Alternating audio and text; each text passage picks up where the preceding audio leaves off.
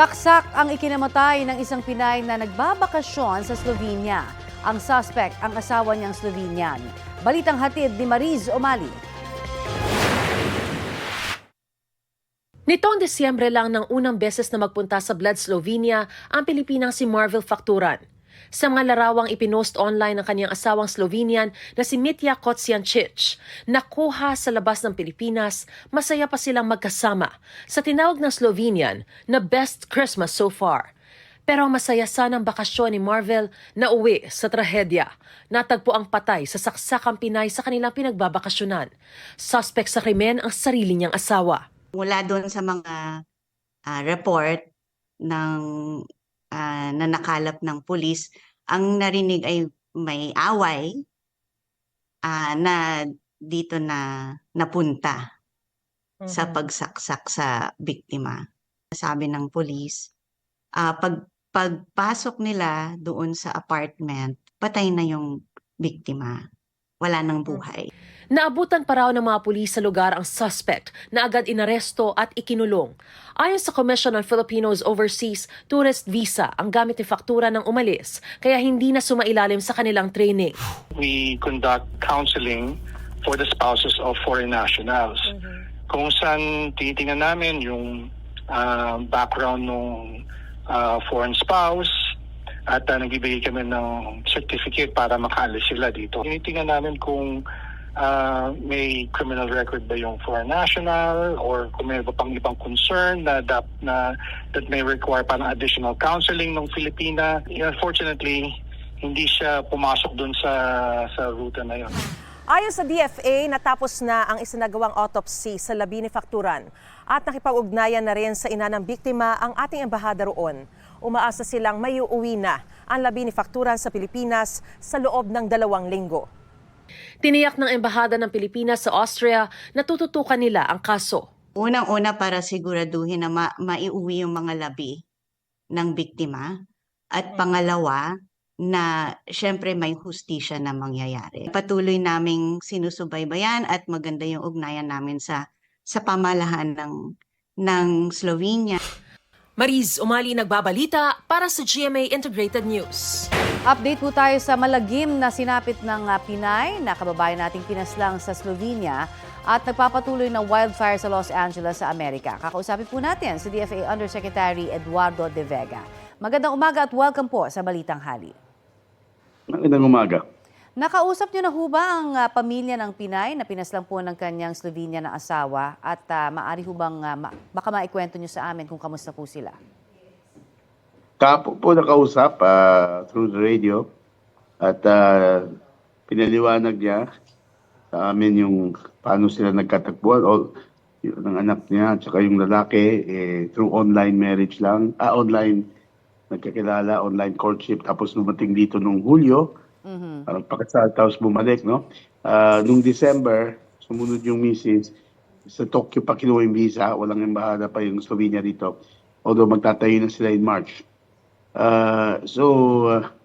Ang pagkaintindi namin, ang balak kasama na niya doon, although tourist visa ang punta niya. So, gusto rin niya ng hustisya at mauwi na yung labi sa lalong madaling panahon. Pinangakuan din namin, nabibigyan namin yung nanay ng financial assistance. Ginagawa po ito ng DFA kapag may nasawi. No?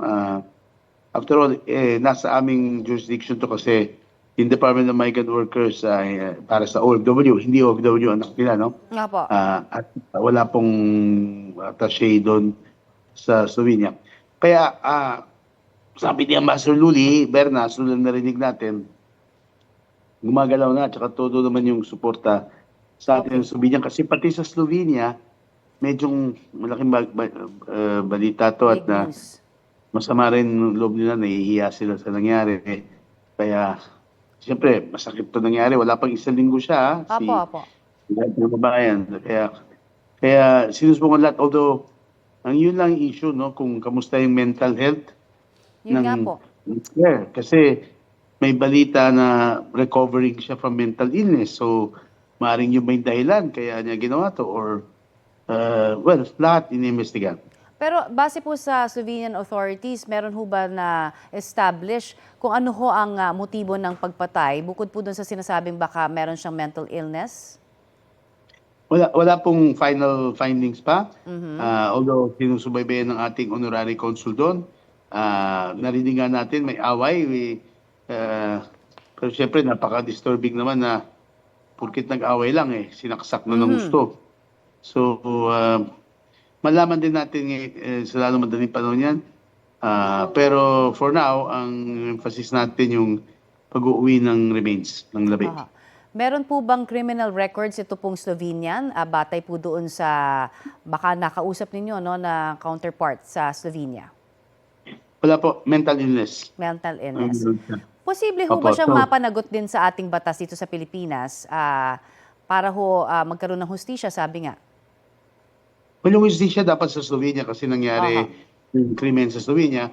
Posible kasi po baka ma-determina na hindi naman talaga mental illness kasi sa criminal law at sigurado ako pati Slovenia ganun, yung mga may mental illness hindi pinapursahan sa kulungan pero didetain pa rin sa mental institution. I mean, ano rin sila, deprived of freedom.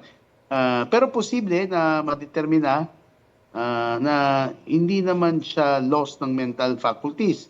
Ano lang, pure anger, pure wrath, which is not good.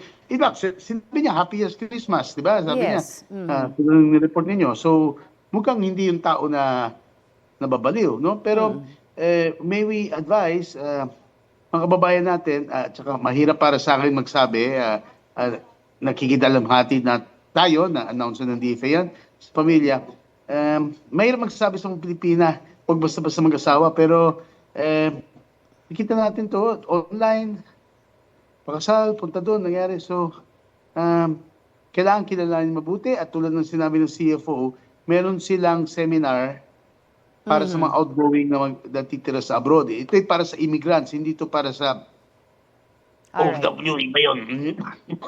Alright. Okay, marami pong salamat, Yusek, sa inyo pong binigay sa aming oras dito sa Balitang Hali.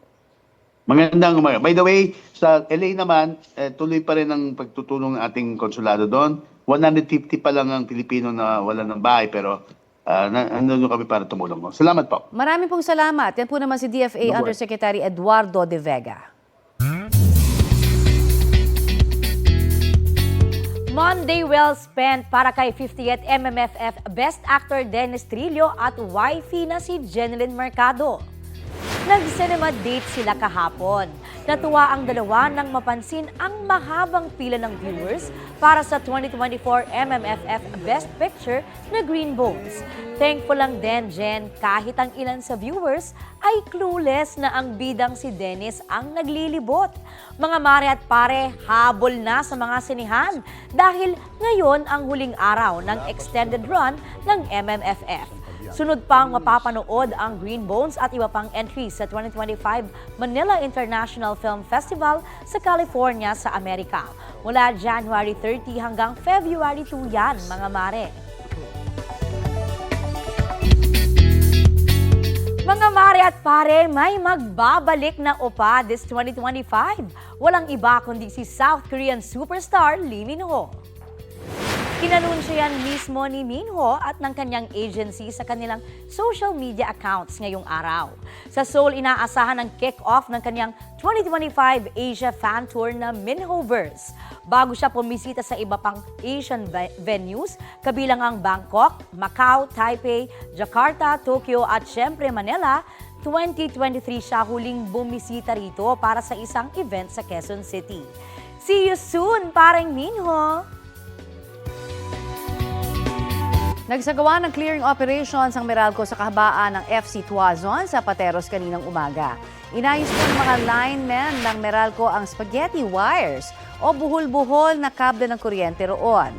Inaksyonan na raw ito para maiwasan ang sunog at disgrasya dahil sa posibleng pagtumba ng poste ng kuryente. Naglabas ng gag order ang Muntinlupa Regional Trial Court kaugnay sa petition for writ of habeas data na inihain ng aktor at host na si Vic Soto laban sa direktor na si Daryl Yap.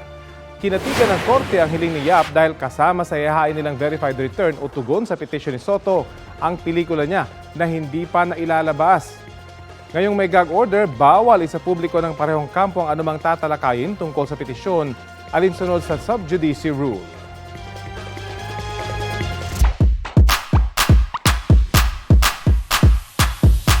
Aminin, may ilang ayaw maligo dahil sa malamig na panahon. Ay, grabe. Grabe ba yun? Parang meron na.